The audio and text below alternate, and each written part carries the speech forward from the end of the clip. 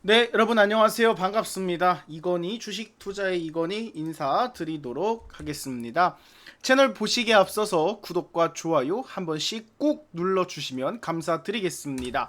오늘 준비한 내용은요, 바로 오늘 무섭게 폭락을 했습니다. D&D 파마테 폭락했죠, 펩트론 폭락했죠. 거기에 지금 올릭스 3천당 제약 다 폭락했어요. 거기에다가 ABL 바이오도 폭락을 했죠. 핵심은 무엇이냐?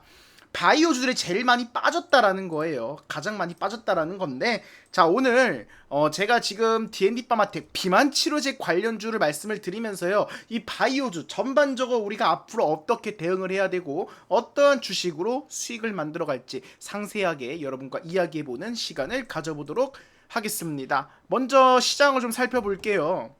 저는 오히려 오늘 수익 보기가 너무 좋은 장이었어요, 솔직히. 일당이 좀 셌거든요, 오늘. 유로핏도, 엑스게이트도, ICTK 같은 이런, 어떻게 보면 여러분 시장에서 상승 종목이 적잖아요. 특정 종목으로 거래대금이 쏠리기 때문에, 수급이 쏠리기 때문에 오히려 수익 내기가 좋습니다. 그래서 항상 말씀드리지만 지금 시장이 약간 과열됐다고 느껴질 때에는 무리하게 비중을 태우는 매수를 매매를 하시는 게 아니라 현금을 항상 갖고 있어야 돼요. 그래야 시장에 대응이 가능하다. 이렇게 좀 말씀을 드리고 싶습니다.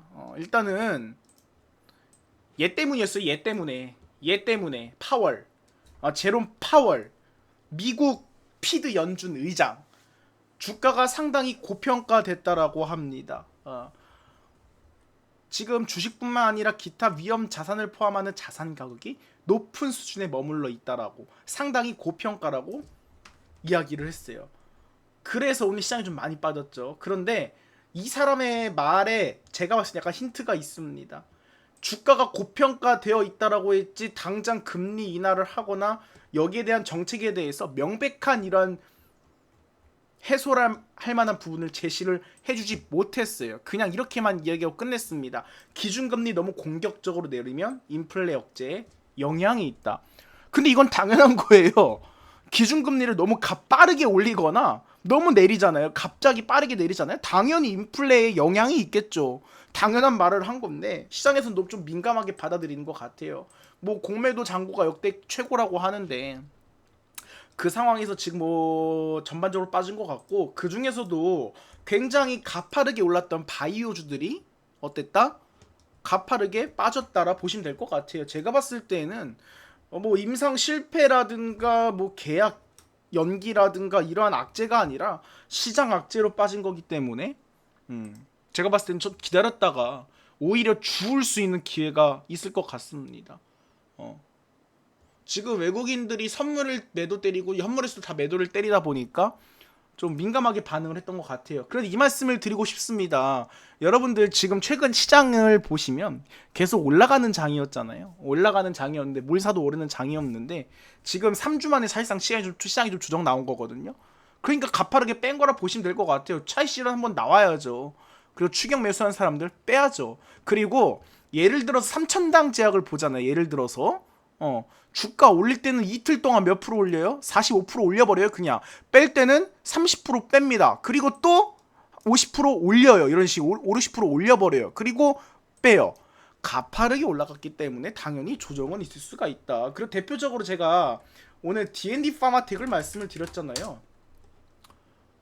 별거 아니에요. 엊그저께 상한가 나왔잖아요. 갑자기 상한가가 터졌죠. 그렇다 보니까 당연히 차익시의 물량이 나오는 거고 조정이 나오는 거예요.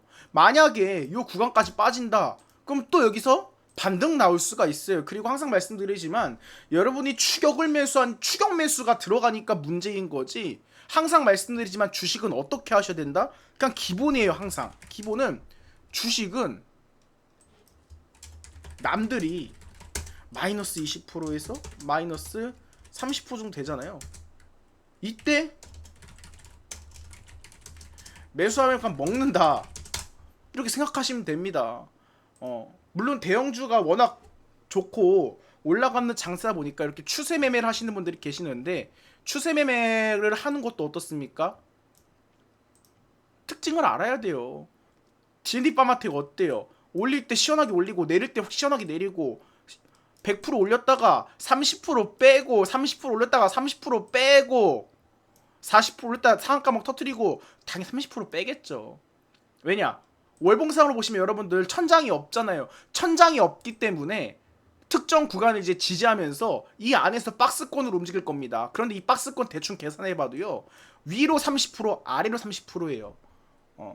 바이오주 여러분들 왜 합니까? 변동성이 있기 때문에 하시는 거 아니에요.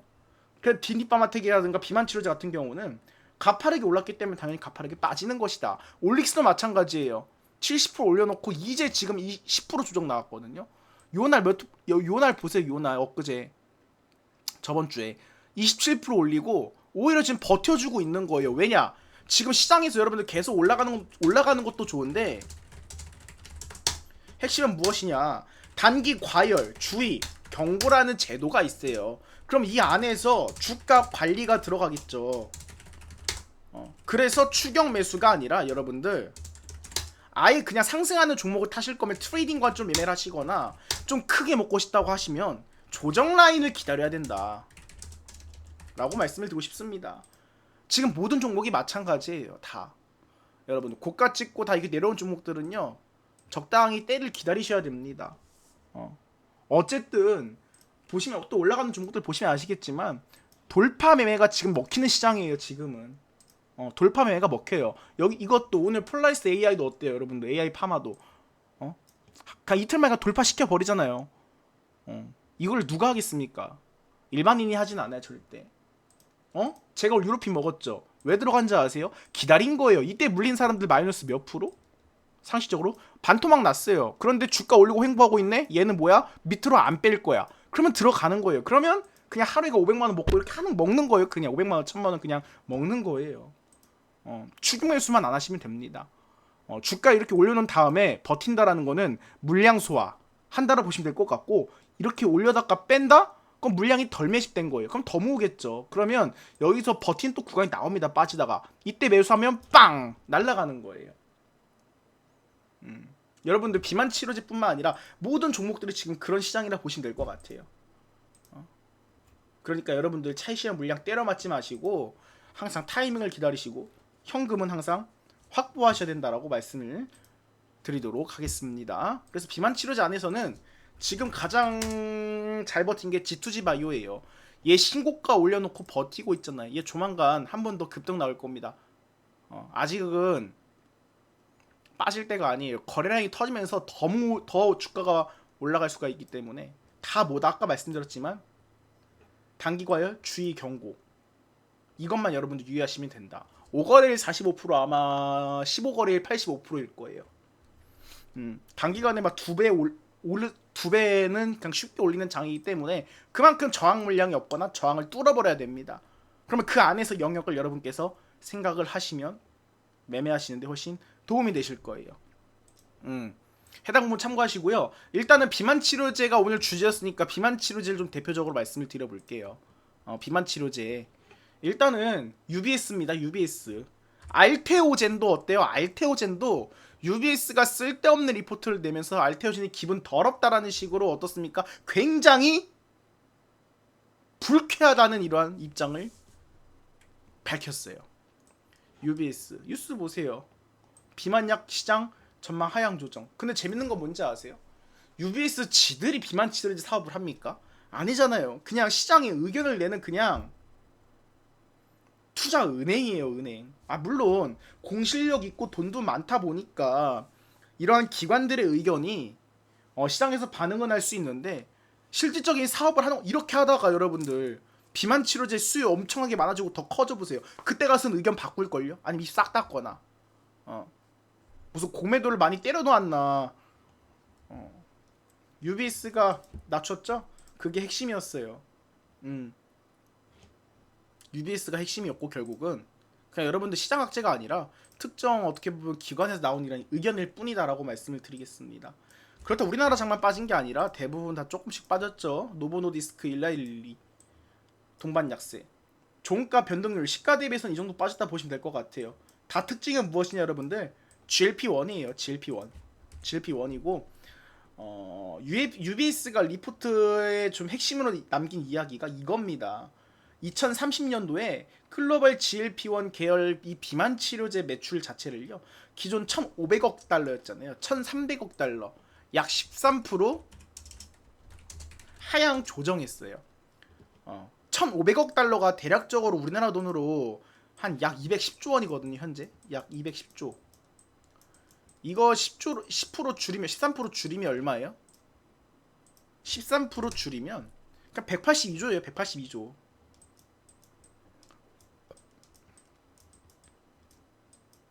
180조 원대. 그래도 시장은 엄청나게 큽니다. 그냥 기존 전망 같은 경우 20%, 16%, 4% 하향폭이거든요. 그래도 시장 규모는 엄청나다라는 거예요. 그런데 여기 민감하게 반응했다라는 거는 지금 주가를 하방으로 압력시키기 위한 무언가가 있지 않을까라고 조심스럽게 예측을 해보도록 하겠습니다. 그리고 지금 펩트론이라든가 D&D 파마텍 같은 경우는 워낙 가파르게 주가가 올라갔잖아요. 아까도 말씀드렸지만 가파르게 올린 만큼 가파르게 낼 수가 있다는 점 참고를 하시면 좋을 것 같아요. 실제로도 이틀 동안 공매도가 거의 없다가 D&D 파마텍 오늘 공매도 비중 2%가 넘어갔죠. 펩트론 오늘 공매도 비중 10% 가까이 됐어요. 왜겠습니까? 하방 압력 때리는 거죠. 이쯤 되면 고점이겠구니 하고 그동안 모아놨던 거 어떻습니까? 맨날 쇼커버링 뒤질라게 쳐맞다가 오늘 날 잡고 그냥 공매도 친 거라 생각하시면 될 것 같아요. 변동성은 어떻다? 결국에는 변동성은 항상 있다. 그래서 추격 매수는 항상 위험하고 조정 라인을 노리시면 좋을 것 같다. 아예 그냥 추격 매수 하실 거면 단기 트레이딩 관점으로 보시고 절대 장기 투자를 권유드리지는 않는다. 왜냐? 바이오 자체가 빠르게 크게 올라가지만 또 조정이 나올 땐 이렇게 나올 수가 있다는 점을 유의해 두시면 될 것 같습니다. 그리고요. 오늘 지지할 라인을 보시라도 펩트론 기준으로 어때요? 그러니까 지금이 지지 라인이에요. 오늘 밑골이 달렸잖아요. 요날 14% 빠진 날 8월 19일이죠. 다음날 바로 10% 끌어올렸거든요. 아마 내일장의 관건이겠죠. 내일 5% 6% 이상 강한 상승이 나오면 바로 그냥 아무 일 없다는 듯이 제자리 돌아갈 겁니다. 이날 언제야? 8월 19일인가요? 펩트론 공매도 8월 19일. 이날도 공매도가 좀 셌네요. 계속 공매도 치고 공매도 쳤네. 주가 올라갈수록 계속 슈커버링 그냥 쳐맞은 거예요. 다 보니까 공매도 주체들이. 그거 아셔야 돼요. 지금 공매도 풀렸잖아요, 여러분들. 주가가 올라가면 올라갈수록 공매도들의 먹잇감들이 더 커질 수가 있습니다. 지금 그 1차 신호인 것 같고 조만간 한 번 더 나오지 않을까 이렇게 좀 예상을 해볼게요. 그래서 UBS 리포트 핵심은 무엇이다? 그냥 하향 조정한 거예요. 13%. 하지만 시장 규모 안 죽는다. 이거는 모르는 거예요. 그 누구도. 그래서 성장성은 장기 성장성 여전히 견조하다 생각하시면 될 것 같아요. 기관별로 2030년 시장 규모 자체가 원래 950억 달러에서 1500억 달러 다양했습니다. 핵심은 무엇이다? 일단 약 100조 원 이상은 다 예상하고 있다. 최소 약 100조 원의 시장이라는 거는 다 이게 깔고 들어간다. 그래서 UBS의 리포트가 그렇게 중요하지 않다라는 거예요. 경구제, 복합제 등 차세대 치료제가 성장 동력으로 작용할 것으로 기대가 된다. 여전히 기대감이 있다. 하지만 그것만 보시면 될 것 같아요. 가격 규제, 보험이 적용되느냐 안 되느냐. 이건 항상 우리가 비만 치료제 관련주를 다루면서 누구나 다 인지를 하셔야 됩니다. 가격 규제, 장기 안전성, 공급망 제약 같은 이러한 리스크 요인. 심혈관 당뇨 적응증 확대 관한 성장 동력 이야기가 나온 이유가 보험이랑 약가 정책 변동으로 이어질 수 있다라는 점이에요. 이러한 부분 다 이게 결국엔 뭐다? 가격. 그리고 지금 뭐 음식도 음식이지만 이 방송 보신 여러분들 솔직히 마르신 분 계세요? 아니요. 제가 봤을 때는 다 돈 욕심도 많으시고 대부분 정말 돈을 벌기 위해 우리가 주식을 하는 거기 때문에 그만큼 잘 되실 것 같아요. 그럼 비만 인구 증가하겠죠. 저도 비만인걸요? 그럼 어떻게 되겠어요? 경쟁 심화, 생산 설비 부족 가능성이 있다라고 말씀을 드릴 수가 있겠습니다. 그러면 여기도 힌트가 있겠죠? 경쟁이 심화되고 생산 설비가 부족하면 생산 시설이 명확한 곳이 어떻다? 파이가 큰 회사를 찾으셔야 된다. 생산 가능성까지 염두에 두고. 그러면 돈 버는 거다. 국내 기업 영향. 지금 대표적으로 두 개죠. 어디? D&D 파마텍, 펩트론. 다 임상 이상 개발 단계에 있습니다. 기술 이전 현황을 보시면 D&D 파마텍은 지금 글로벌 제약사랑 협상하고 있고 펩트론은 기술 이전 협의를 진행하고 있죠. 그러면 향후 촉매 이벤트 D&D 파마텍은 내년이에요. 임상 3상 진입 예정에 관한 이런 이벤트를 좀 보시면 될 것 같고, 파트너십 체결 여부 주목이 되는 부분은 누구다? 펩트론이다. 이렇게 생각하시면 될 것 같습니다. 하지만 상업화 매출이 없다는 점 참고를 하시지만 기대감은 내재되어 있다. 이 부분만 체크를 하시면 되겠어요. 그래서 대략적인 체크 포인트를 좀 짚어드리자고 한다면, 비만 치료제 관점의 투자 관점 같은 경우는 UBS 등 대형 IB 이런 추가 전망이라든가 임상 데이터, 기술 이전 공시를 좀 핵심적으로 확인해 보시면 될 것 같아요. 하지만 어떻다? UBS 같은 이런 대형 IB 주가 전망 저는 무시하겠습니다. 왜냐? 참고는 할 수 있어요. 하지만 이들이 직접 사업을 진행하는 주체는 아니기 때문에 참고만 하자. 중요한 건 뭐다? 결국 임상 데이터 그리고 기술 이전이 제일 중요하다. 중장기적으로도 이거 중요하겠죠?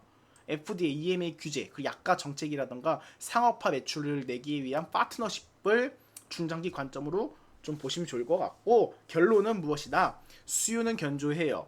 그렇지만 이제 슬슬 보수적 접근이 필요하다라고 말씀드리겠습니다. 추격 매수가 아니라 아까 말씀드렸죠? 변동성이 심하기 때문에 추격 매수가 아니라 남들이 20%, 30% 손실 중인 구간을 잘 노리시면 좋겠다라는 말씀 정도로 드리도록 하겠습니다.